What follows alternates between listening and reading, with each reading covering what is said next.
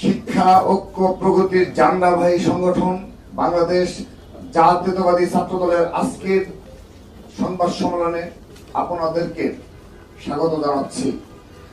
আপনারা অবগত আছেন যে 24শে জুলাই গণ অভ্যুত্থান স্মরণে 2025 সালের জুলাই মাস শুরুর পূর্বেই বাংলাদেশ জাতীয়তাবাদী দল এবং অঙ্গ সহযোগী সংগঠনের পক্ষ থেকে 36 দিন ব্যাপী কর্মসূচি ঘোষণা করা হয়। জুলাই আগস্টের গণ অভ্যুত্থানে সর্বাধিক শহীদের সংগঠন বাংলাদেশ জাতীয়তাবাদী ছাত্র দল। এই অভ্যুত্থানের অন্যতম নেতৃত্ব দানকারী সংগঠন হিসাবে জুলাই আগস্টের ঐতিহাসিক গণ অভ্যুত্থান স্মরণ, শহীদ ও আহতদের প্রতি সম্মান ও শ্রদ্ধা প্রদর্শন, ঐতিহাসিক স্মৃতি সংরক্ষণ, সকল অংশীজনদের অবদানের স্বীকৃতি ও ফেসিবাদ বিরোধী জাতীয় ঐক্য প্রতিষ্ঠা, দুঃশাসনের বিরুদ্ধে ছাত্র জনতার দীর্ঘ ধারাবাহিক লড়াইয়ের বিরোচিত বিজয়ের প্রথম বর্ষপূর্তি উপলক্ষে আমরা মাসব্যাপী বিভিন্ন কর্মসূচি ঘোষণা করি।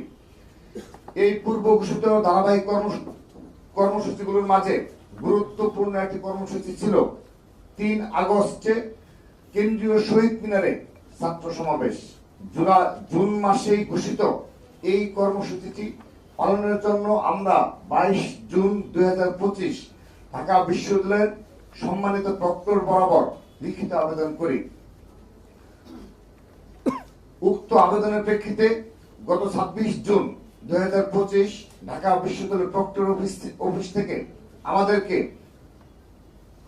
3 আগস্ট শহীদ মিনারে ছাত্র সমাবেশের অনুমতি প্রদান করা হয়। তবে আমাদের কর্মসূচি ঘোষণার কয়েকদিনের মাঝে জাতীয় নাগরিক পার্টি এনসিপিও একই দিনে একই স্থানে সমাবেশ করার কথা আমরা প্রথমে গণমাধ্যম মারফত অবগত হই।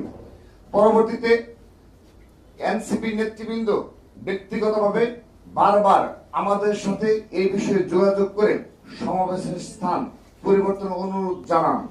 এই বিষয়ে আমাদের সিনিয়র নেতৃবৃন্দের সাথেও তারা যোগাযোগ করেন। এ ধরনের একটি কর্মসূচি ঘোষণার পর সকল প্রস্তুতি সম্পন্ন করার পর কর্মসূচিটি ভিন্ন কোনো স্থানে সরিয়ে নেওয়া খুবই বিব্রতকর ও কষ্টসাধ্য একটি কাজ।